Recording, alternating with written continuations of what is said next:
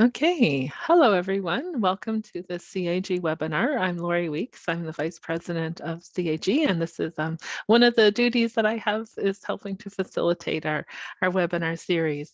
Just a few reminders before we get started. Do make plans to attend the CAG annual conference, which will be face-to-face in Toronto this October the 26th to the 28th. This webinar is being recorded and will be posted to the CAG website afterwards. You're welcome to post any questions or comments in the chat box during the webinar.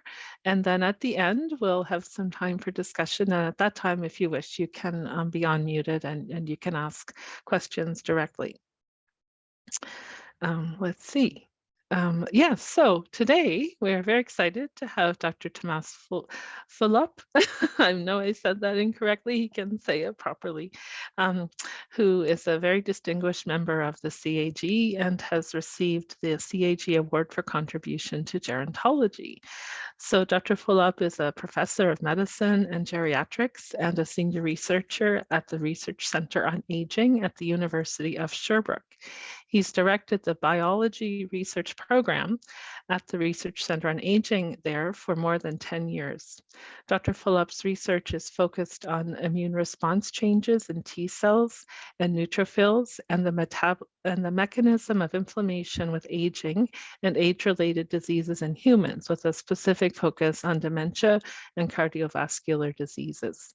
He has authored an impressive more than 350 publications in his career, and finds time to also be the editor-in-chief, among many other duties, the editor-in-chief of the journal Gerontology. So thank you so much for coming today to this webinar, and thank you for joining us, Dr. Fulop, and talking about understanding the aging immune system. So thank you very much for this very nice introduction, and thank you also for inviting me and giving me this opportunity to speak on the aging immune system during this webinar. So these are my disclosures, honoraria for presentations from Sanofi Pfizer and for consultation for Pfizer pneumococcal vaccine.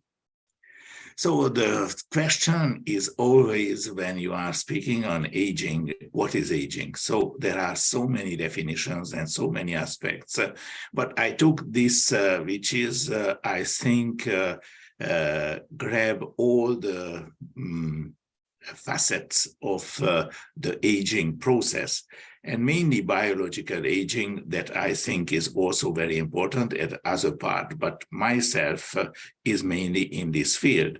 So biological aging or senescence is the process of changes in the organism, which over time lowers the probability of survival and reduces the physiological capacity or reserves for self-regulation, repair, and adaptation to environmental demands.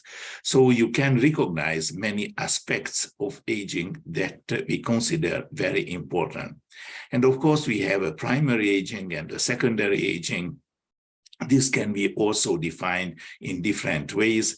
Primary is mainly related to our genome, and secondary aging is environmental. And as you may know, our aging is genetically defined by about 25% of our aging process, and the remaining 75% is environmental.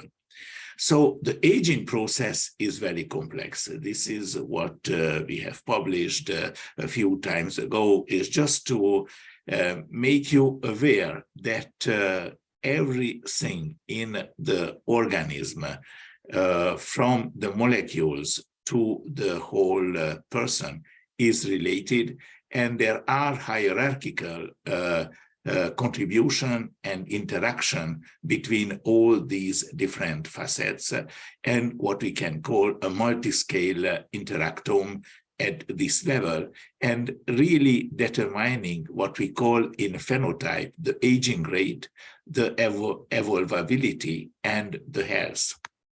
And this is moreover not only a complex system, but it's a complex adaptive system. It's very important to understand that it's not static, but it is related to the homeodynamic, which means that it always in movement and always changing from one moment to the others. And one of the basic characteristic is the interacting or interdependent entities, which will be integrated and leading to a continuous physiological homeostasis or evolutionary adaptive biology. And there are many examples of complex adaptive systems like the climate, cities, firms, and the immune system is one of them. As you may see here, from the bottom to the top, you can see the various participants, which can be joined at somehow in different hierarchical levels, like adaptive immunity, innate immunity, and finally you have the whole response. But as the one characteristic of this complex adaptive system is the emergent properties from these interactions that unfortunately not always can be foreseen how it will happen. And this is how it is very important to understand what are the characteristics of healthy and unhealthy aging. And you can see on the top how you have an accelerated aging, a normal aging, a successful aging.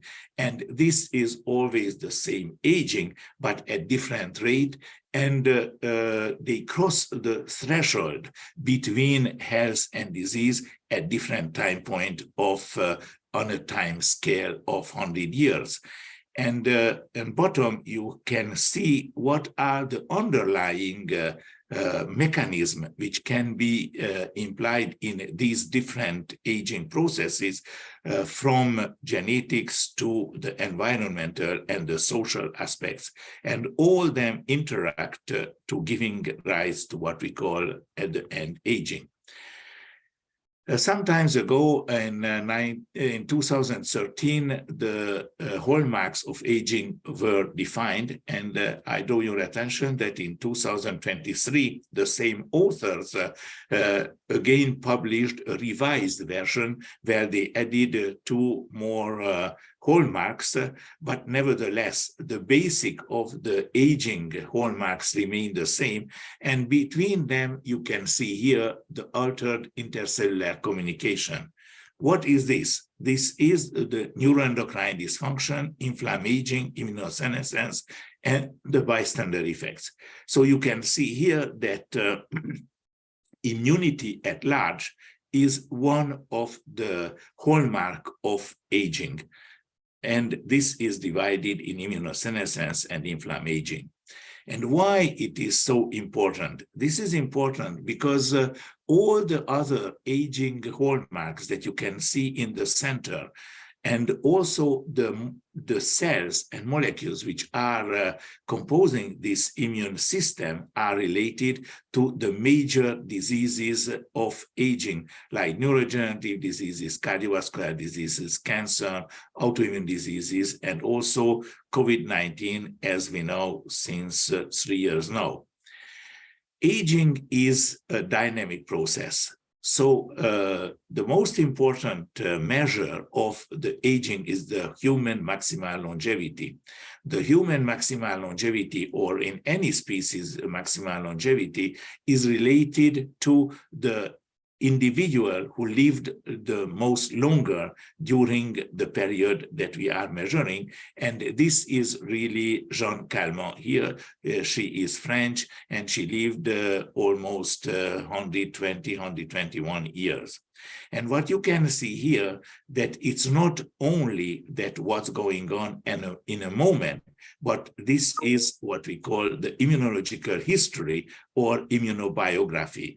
So everything that happens in your life during your lifespan will determine your immunity, your answer to the various stresses and various inside and outside aggressions that you can have.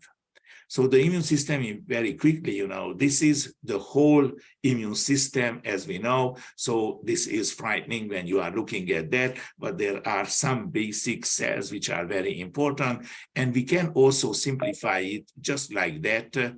So the immune system is divided into non-adaptive or innate, or the adaptive memory. So you can see that in one side you have all the phagocytes, NK cells, and on the other side you have the T cells and B cells. So, but nothing is functioning in a silo, but they all interact one with the other. So you can see here pneumonia, and when you see the first which are activated is the innate immune system, the neutrophils, macrophages, NK cells, complement, which will really determine how the adaptive part, the T cells, B cells will function. And this was even more important during this last pandemic of SARS-CoV-2, because we know that if you have a problem in one, you will have also a problem in the other. So this is just to show you the adaptive immune system, which most of the people are studying in the frame of immunosenescence. The most important is the cytotoxicity, which is related to the T cells, and the other part is for the B cells, the production of antibodies. And of course, this will lead to a memory, which means that once again, when you will see the same pathogen, your immune system will be able to answer most efficiently and rapidly. So this means that this is an activation. All your T cells in your circulation are in a resting state, and from different antigens, from different way of activation, you get the activated helper T cells, which are the CD4 T cells, and you can have the activated cytotoxic T cells, which are the CD8 T cells. This is a complex process. No, the problem is not to understand, but to see how and what is the fate of these different T cells. And individually, when you want to stimulate T cells, you need what we call the T cell activation with different receptors on the surface and different co-receptor on the surface of these lymphocytes, which will lead to the clonal expansion of these cells, making several millions others which are just mined to eliminate the aggressor that you were attacked, and also as the end, as we see, the exhaustion. And of course, there are not only cells in this system, but you have also soluble mediators. You can see here the major pro-inflammatory and anti-inflammatory cytokines, beside all the chemokines which are always participating to this process. So we should really understand that the immune system, when you have an infection, it will respond with an inflammation. The inflammation is the source of life. If you don't have inflammation, you will die. So this is something which is absolutely necessary to survive in a hostile environment where you have pathogens and stress all the time, which attack the organism. But when these pathogens, all these stresses are becoming chronic, like in infection or in cancer or in cardiovascular diseases, then the problem will start, because your naive T cells will decrease and your T cell memory and terminal exhausted cells are increasing, what we see also in aging. So what is exactly immunosenescence? Nowadays, we try not to use anymore this, but try to use the immune adaptation or immune remodeling, because immunosenescence as a concept is very detrimental and negative for aging. And this is illustrated here. I could put the last paper also, which appeared perhaps 2 or 3 weeks ago, that it's every paper on immunology and in aging starts that aging is a global burden. Increasing age is associated with increased incidence of infections, cancer, and decreased vaccine efficacy. And this increased morbidity observed with age is believed to be due in part to a decline in adaptive immunity termed immunosenescence. So this is the common thinking. And I hope that at the end, perhaps I will convince you that this is not a one-way highway, but there are many other ways to think about these things. So as already showed you, that there are far-reaching effects of the aging immune system because of all the changes in the cellular, in the molecular aspects, which will lead really to the apparition and the presence of different diseases. So this is an overview of immunosenescence in the past, which is the age-related immunodeficiency, which is increasing with age. And this is due mainly of what we learn from T cells, and also an increase with age of the inflammatory syndrome, which is the correlate and one of the inducer also of the immunosenescence. So when we look to the innate immune system, you can see here the neutrophils, monocytes, dendritic cells, natural killer cells, and every single thing that you can see here, that they are reduced, decreased, impaired, whatever you are looking, the whole literature, and this is from 2022, is full of the appreciation that the innate immune system is altered with aging, and this is one of the reasons why we have more infections, more cancer, because as a wide protecting system without any antigenic definition is altered with aging. And you can see here that this is the comparison between different molecules that we have measured, and between young and elderly in different subsets of monocytes. And you can see here that there is an increased expression of activation, adhesion, and migration markers, but decreased expression of co-inhibitory molecules, meaning that we have an activation of all monocytes with aging. And this is summarized here, that even in the resting state, when you are just not getting any infection, any stress, anything, your innate immune cells are activated.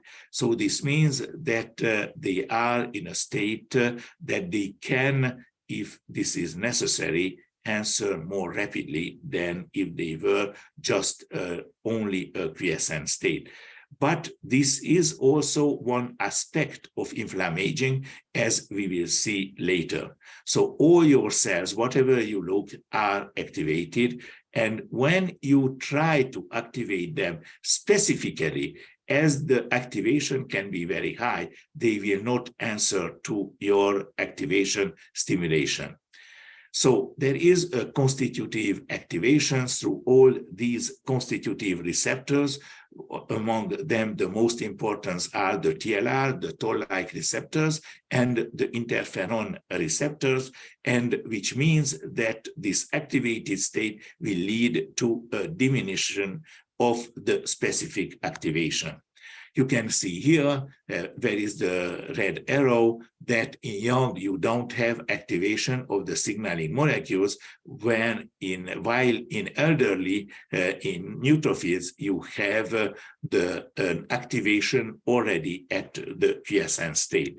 This was also demonstrated by the group of Janet Lord, and you can see here the activation in case of elderly subjects already at the quiet state, and which means that you see on 1, 2, and 5 that the stimulation cannot be so nicely obtained that in the case of young subjects, where you can see at 0, nothing, at 1 stimulation, you can see a nice increase in the PI3 kinase activation.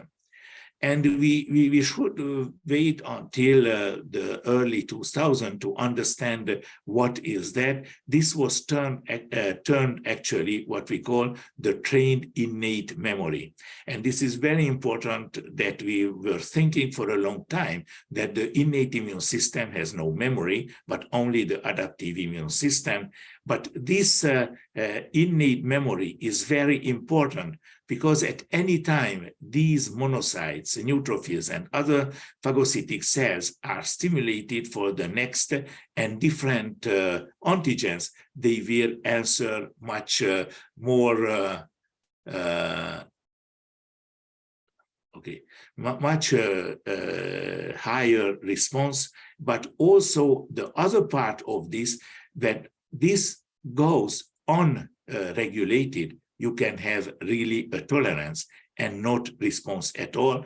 And that's what's going on in some part of aging when we study these cells, that we can't see only the higher activation after re-stimulation, but mainly a tolerance, which means that they will not respond well to a new stimuli. What are the adaptive immunity changes? So you can see here really summarized, which we'll go later, which we see later, that all your naive cells are decreased. The CD28 co-receptor is decreased. What is increased is the TCR oligoclonality, which means that the TCR lose its monoclonality. The memory cells altogether are increasing, as well as the exhausted T cells and the senescent T cells, and the inhibitory checkpoint proteins are also increasing, like the PD-1 and CTLA-4. And also in the frame of the function, you can see that the proliferation of these, so the clonal expansion is decreased. The IL-2 secretion, which maintain this clonal expansion, is also decreased. The telomere are also decreased in their lengths, and the telomerase induction is decreased. And of course, corollary, the DNA damage is increasing. So you can see here what's going on with aging in the B cell and also the T cell compartment. This is exactly the same. Because of this continuous stimulation, you has the exhaustion and the increase of the memory cells in the B cell and T cell compartment. So this means that these cells are shifted from naive to memory effector T cells. And you can see here what are the determinants on the surface of these T cells from naive central memory, effector memory, and terminally differentiated memory cells re-expressing CDRA. And this is going from the naivety to the most stimulated and extremely stimulated, like the TEMRA T cells in the circulation of elder subjects. One of the paradigm was for a long time that what causes this is CMV, cytomegalovirus. Almost all older subjects are infected by CMV. CMV is maintained in a quiescent state, but when your immune system is decreasing because of an infection, because of stress, you have reactivation, and this reactivation are increasing your memory cell compartment.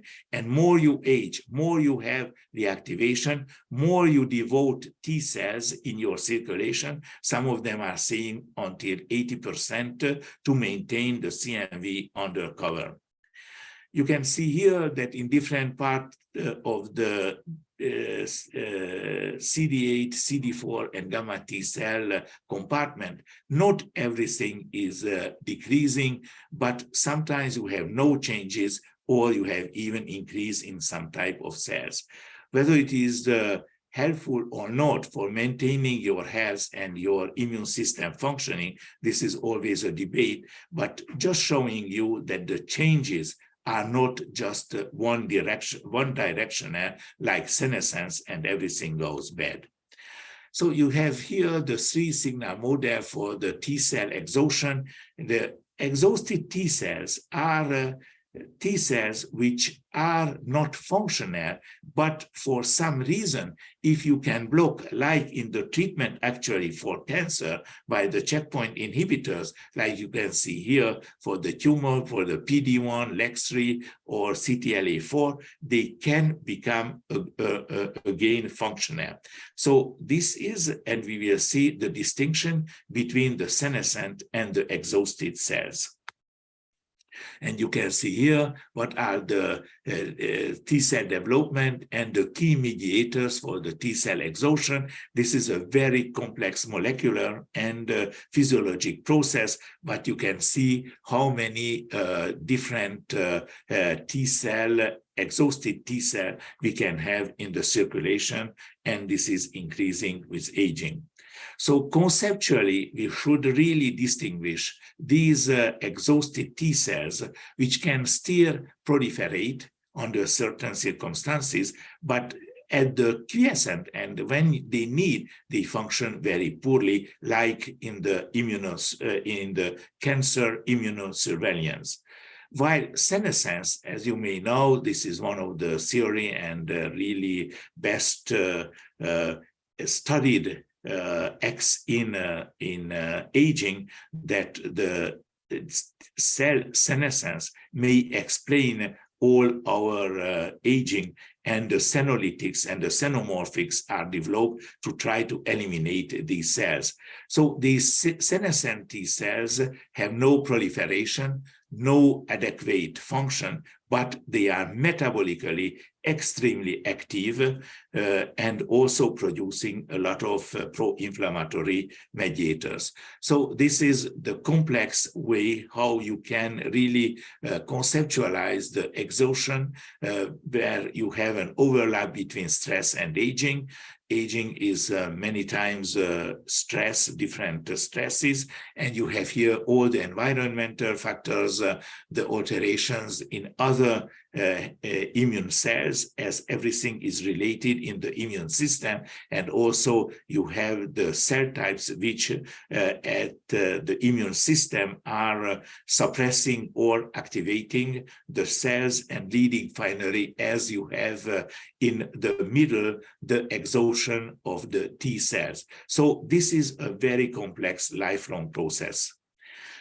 As I mentioned to you, for activating each of the T cells, you should have the right TCR, which is antigen specific, and the co-receptors to be able to make the clonal expansion of these T cells. There are a general signaling defect in T cells with aging, which is also now known that a little bit more nuanced that we have here. But what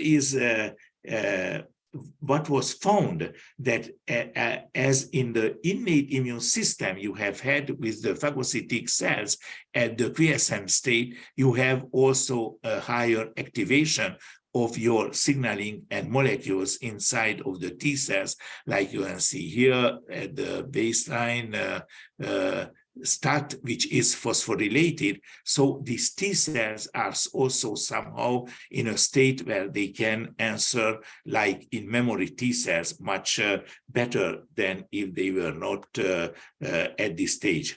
Of course, for functioning, you need metabolites, you need energy. And there are really two ways to gain ATP energy. One is the OXPHOS, and the other is the aerobic glycolysis. When you are stimulating the T cells, you have more glycolysis than OXPHOS. When you are really in a more quiescent state, you have more OXPHOS than glycolysis. This is also very different in the senescent and exhausted T cells. As you can see here, in the exhausted T cells, you have not only glycolysis or OXPHOS, but this is a sort of equilibrium, and depending how you can again stimulate these exhausted T cells, they may become functionally adequate. while in the senescent T cells, whatever you are doing, you are not able to regain a trade-off between the two metabolic pathway inside of these cells. So the chronic antigenic stress and oxidative stress is suggested that many of these changes are due to them. So you can see here all the stimulation by tumor antigens, beta amyloid, oxidized LDL, infections, whatever. This will lead to the diminution of the innate immune system, naive T cells, and increase of the specific memory T cells. So this is the summary of T cell phenotype changes with aging. This is just what I have told you. So what is the more important beside these phenotypic changes, that there is a role in inflammaging and tumorigenesis. And this is not only due to CMV, but all the other stimulations which are related to our T cell and B cell and phagocytic cell functions. So you can see here that also in the B cells, which are much less studied, there are changes with aging, which means that the production of antibodies can be decreased and the production of autoantibodies can be increased.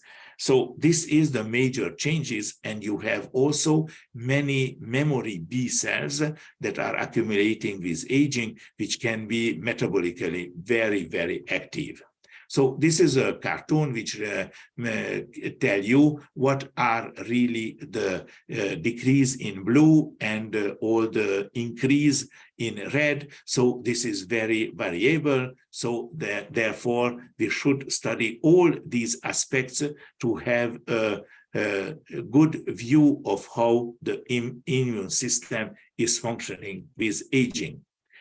So the summary of this part is elderly are immunoremodeled with fewer naive cells and dysfunctional, more exhausted than senescent cells, memory cells due to chronic antigenic stress and thymic involution, which alter the innate immune response through immunobiography, resulting what we call inflammaging.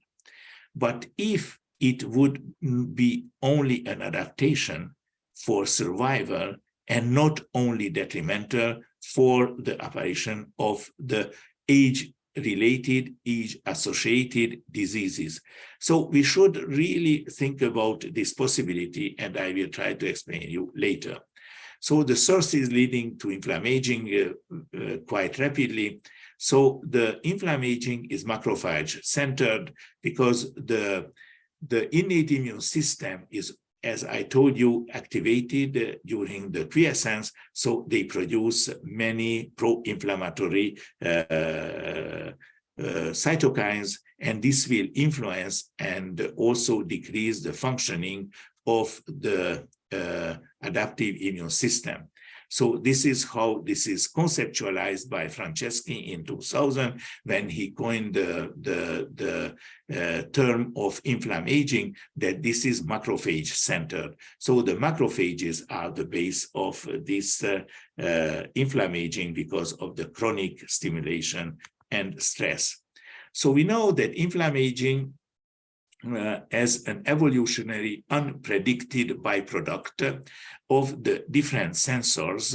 And you can see here that you have many input in this bow tie structure, and you have a core where you have a limited number of evolutionary selected promiscuous sensors. But with aging, these sensors became degenerate, so they can be cross-reacted by various stimuli and various antigens, and the response as a pro-inflammatory response by pro-inflammatory cytokines, chemokines, and others will be unpredictable and very narrow.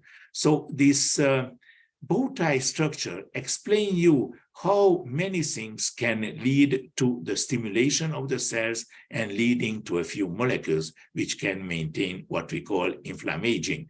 But this is physiological and critical for survival. We should never, ever forget that.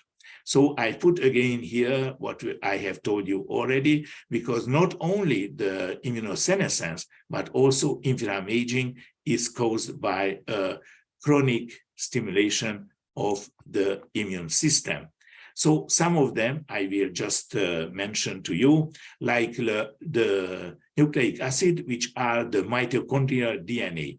With aging, the cells will release to the circulation many mitochondrial DNA, and these are very powerful inflammatory stimuli.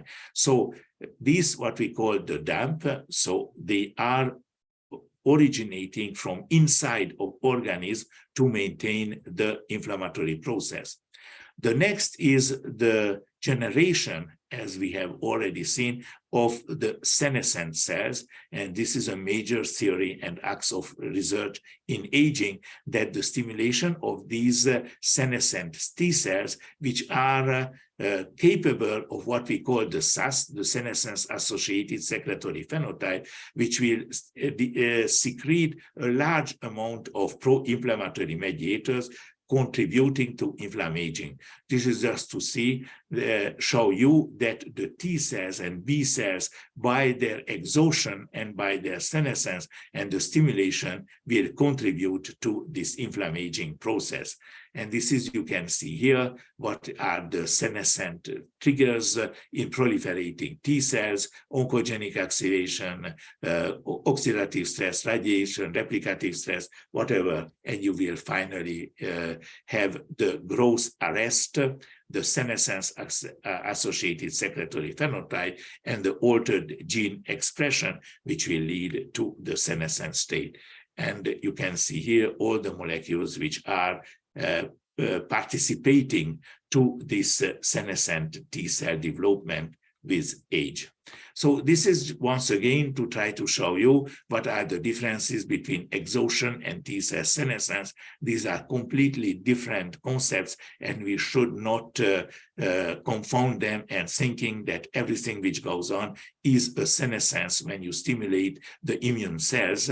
And this is still a debate whether there are more senescent or exhausted cells with aging. The next is microbiota. We cannot pass beside that. As you can see here, the changes in the microbiota with aging. And I should mention that the centenarians' microbiota is resembling much more the young one than the normal aging subjects. So you can see here, this is the adaptive remodeling of the gut microbiota with age, which can be beneficial or can be detrimental for your aging and for the development of the age-related diseases. So this is not only one way to get dysbiont or pathobiont to explain your diseases. This is once more to show you that mitochondria is not only generating energy for the cells, but also is one of the most important trigger and masterpiece for the stimulation of the innate and adaptive immunity through various mediators. So this is the interferon response, which leads in the meantime that it will protect you to organ aging, tissue aging, and stem cells aging, and finally to systemic aging. And finally, to show you that already at the birth, you have really what we call the biological consequences of early life adversity. And this acts on many integrated systems of the organism, like the brain, like the neuronal system, like hormonal system, also on the immune system. So already after the birth, and perhaps also already in utero, you have some stresses which can determine, as you can see here, whether you will have a healthy aging, frailty, or an immunosenescence inflammaging. And this is very important to understand from the beginning how these different events at early life can lead to differential aging. So when we speak on inflammation, we should speak also on anti-inflammation. And this is shown here, that you have in the same pocket the inflammation and anti-inflammation. And this is a lifelong process. So if you have the inflammation which predominates since your birth, you will get a sort of disability, frailty, or age-related diseases, but this is not written in the sky, but you can really have a successful aging and longevity by integrating and compensating to ever the stress or other influences that you have during your age. Just to show you very quickly for the SARS-CoV that it was said that it's affecting much more the older subject than young subjects. Why it is that because already for the changes of immunosenescence, inflammaging, that the biological age is less than chronological age, so and environmental comorbidities predisposed the older subject to these new viruses.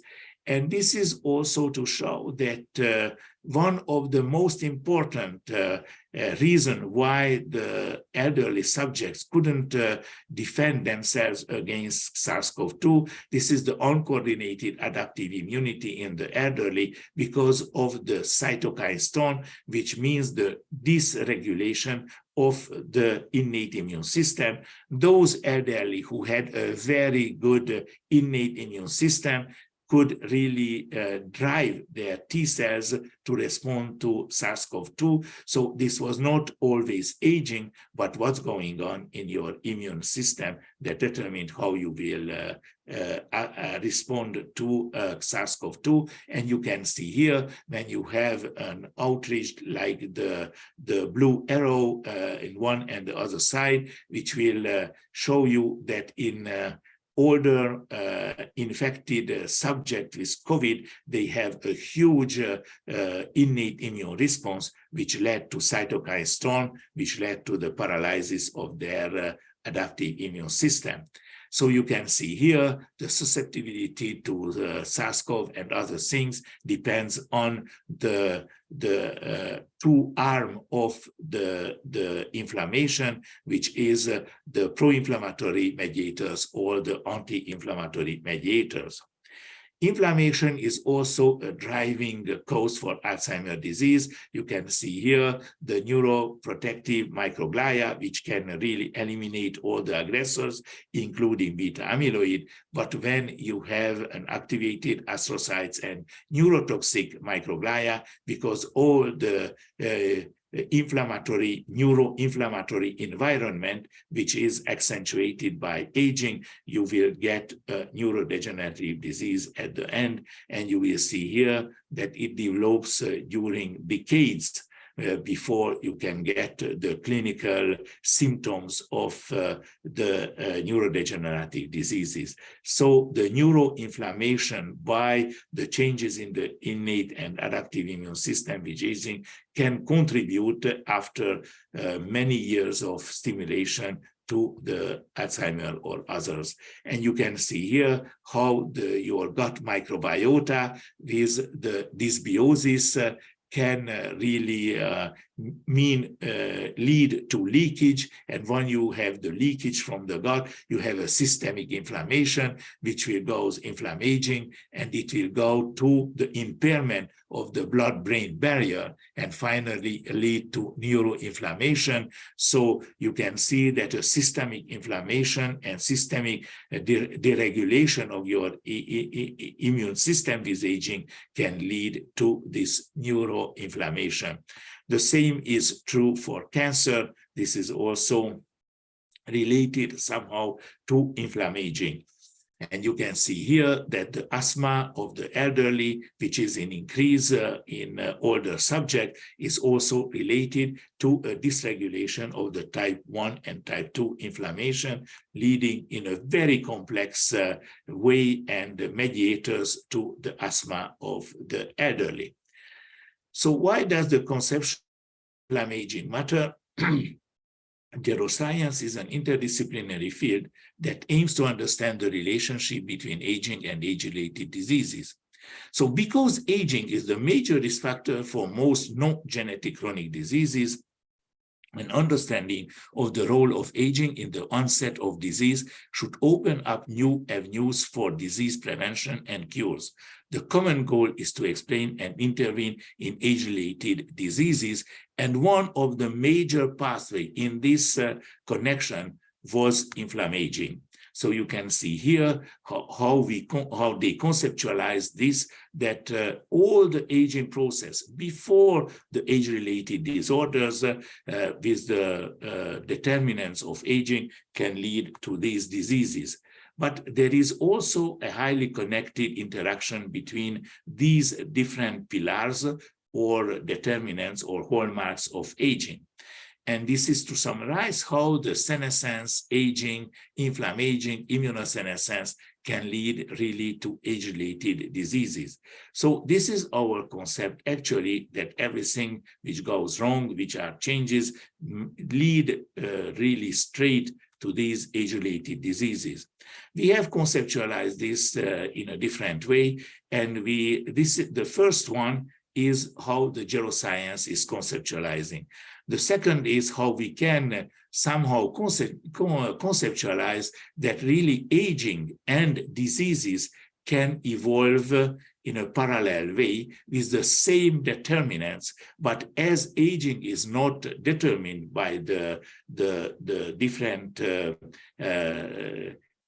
molecular or cellular processes, it can lead either to successful or to the age-related diseases. But much more interestingly, that all these different age-related diseases start at very young age, and pathologically they progress, and the aging and the inflammaging process is only a sort of trigger for the phenotypic revelation of these different things. So you can see it again here, that there are a new concept that we should introduce as not a one-way highway to lead as inflammaging immunosenescence to the diseases.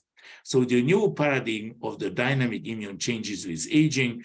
So aging leads really to modulated, modified responses, which can be decreased, increased, but there is not just a terminal deterioration of the immune system and an optimization of resources, even if it leads to pathologies and death, but is still modulable.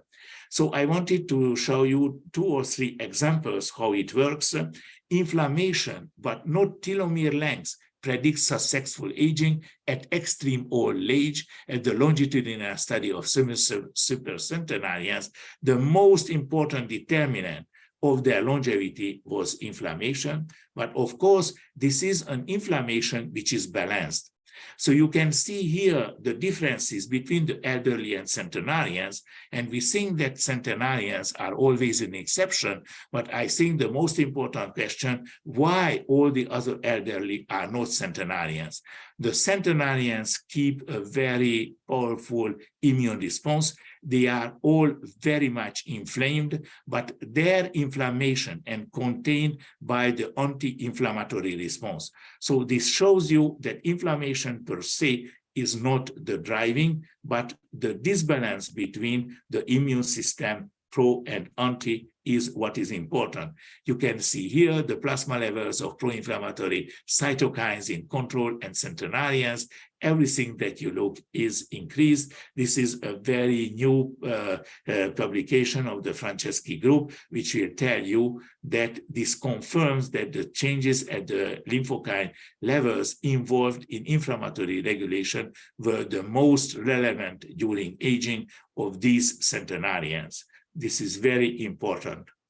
So the response to the vaccination, you read in each article that the elderly subjects cannot respond to vaccination. You can see here the success story of the Shingrix.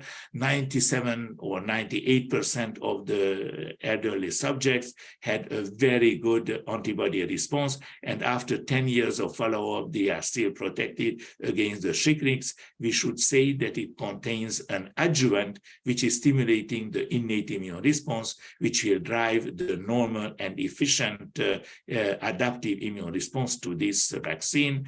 The same is for influenza. The group of Verschow found really very interesting pathway and new molecules which will drive even in frailty a very good response to the influenza vaccination.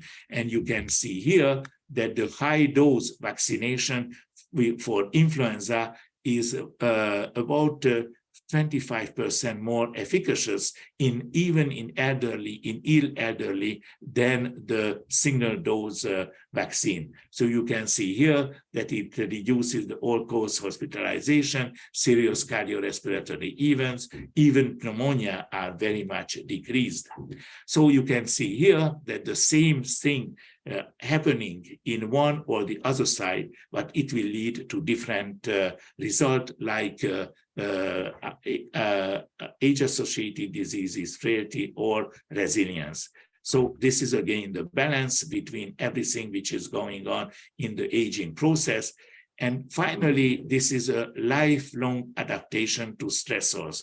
And the question is whether you have adaptation or maladaptation.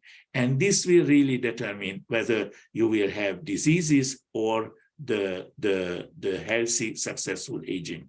So immunosenescence should be considered as a remodeling adaptation of the innate and adaptive immune system in function to chronic aggressions and time, the discovery of new processes, new immune subtypes, and the integration of all the multi-omics that we are able to see will perhaps nuance our evil concept of immune changes with aging. And elderly in the clinical setting are doing much better than conceptualized from experiments, and various microbiomes are important determinants. And optimization and adaptation are clinically available for a better use of the aging immune system, but no need for rejuvenation. And everybody would live long, but nobody would be old, and we know this since a long time. And these are some interventions that we can do. You can see and intervene only when and where it is needed.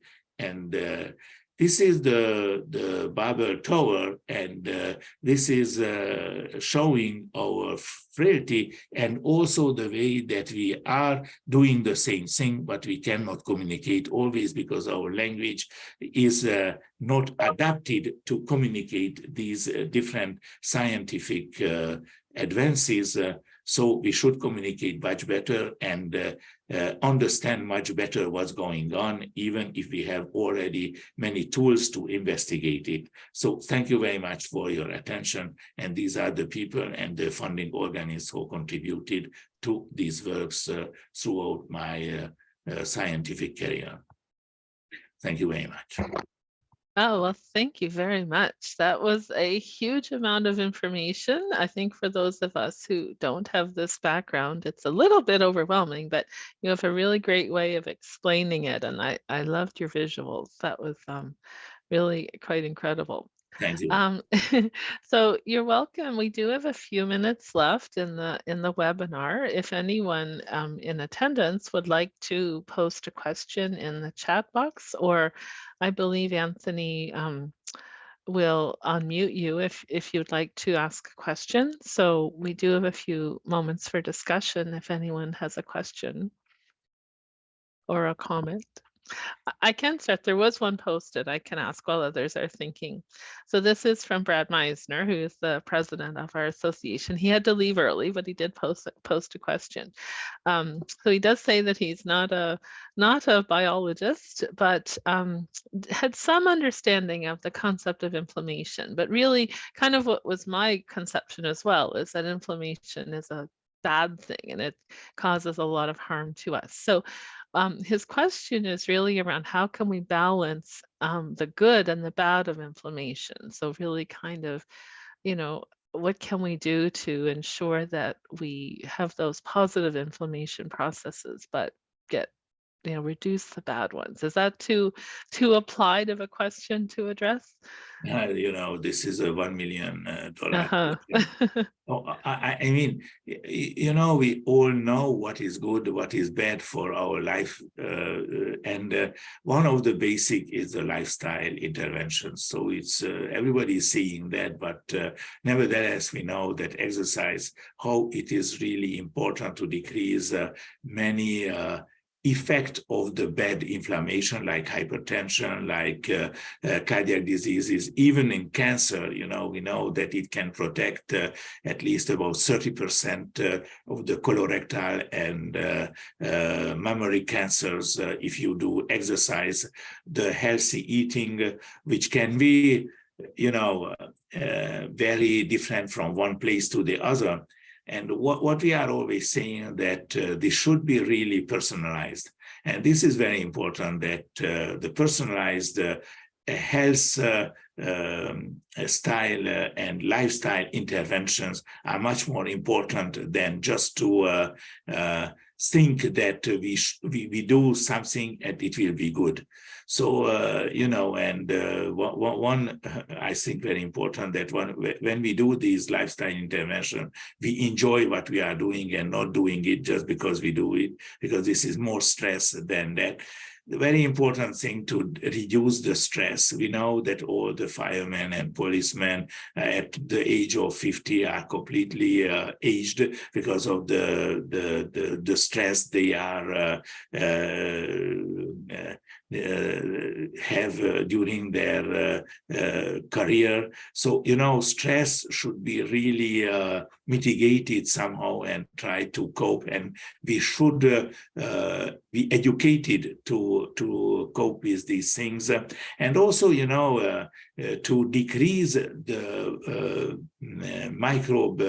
microbial load. For example, with vaccinations, with other means is very important, not to exhaust your T cells and driving them to inflammaging. So, and also probably some, how can I say, interventions that we are doing during life may help to rebalance. We cannot really only mitigate everything from the positive side. We should also let the anti-inflammatory response increase during our lifetime. And this is seen in centenarians. And even if we don't know really why they are centenarians, this means that they have something that can maintain their inflammaging under cover and under control. Well, wonderful. It's nice to know that there are some things we can do to address these. Yes, definitely. Are there any other questions or comments from people attending?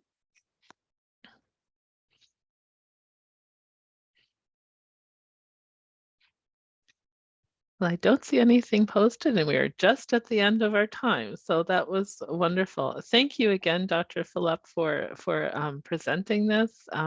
Such a wealth of information that you've presented us today. So much so many things to think about. And thank you for talking about the some of the practical things that we can do. So yeah, a few people are just, lots of people posting and saying thank you for this presentation. Yes, the recording will be available. Frank asked that question. So you'll be able to review, see the recording with the slides and the audio. And I believe the questions, I think, or the chat is also recorded as well. So that will be posted. So people will have access to this. We didn't have a huge number attend today, but we had quite a few people, and that will be available on the CAG website. So thank you again, Dr. Fulop, for this webinar today. And thank you all for attending. And have a wonderful rest of the day. Thank you very much. Thank you for attending, and thank you for inviting me. All the best. Thank you. Okay. Bye.